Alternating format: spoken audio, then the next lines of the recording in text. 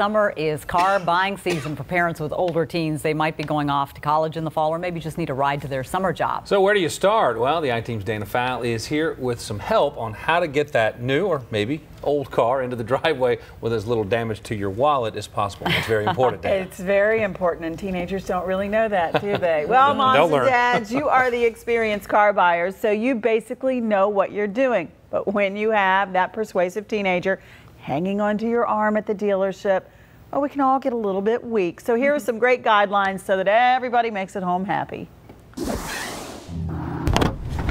Buying a car is exciting no matter how old you are.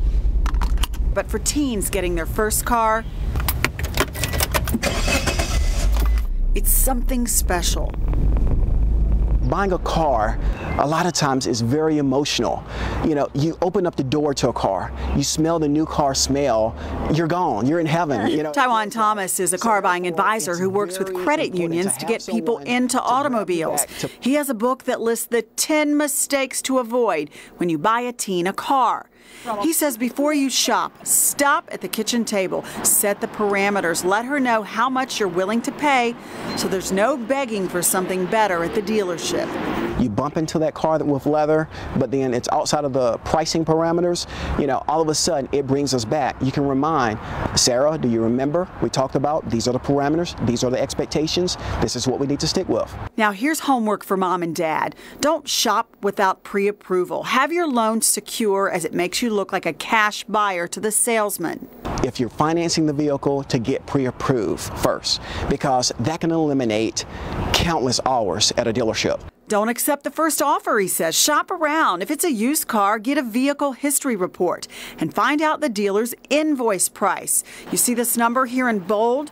Well, that's the manufacturer's recommended retail price, not the lower invoice price.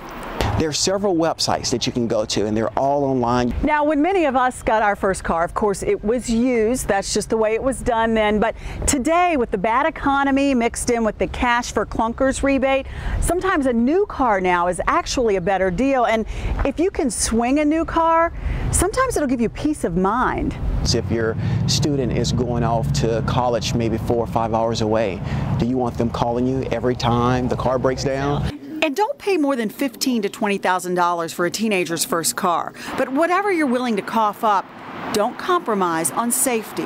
It really doesn't matter what your economical background may be. I think safety, mileage per gallon, and reliability of the car, it makes a difference.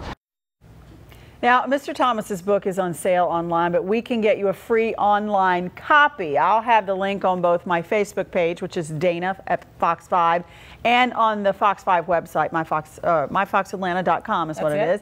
It's handy to have because it has a worksheet in here to work off of. So if you're just buying a car for yourself, this is handy because there's a worksheet in there.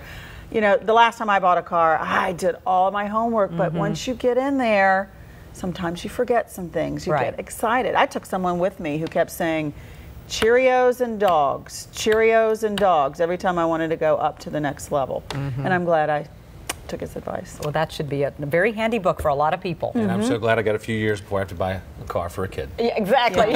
And then you can just buy one good one and keep handing it down. That's what my dad did. Thank you, Dana.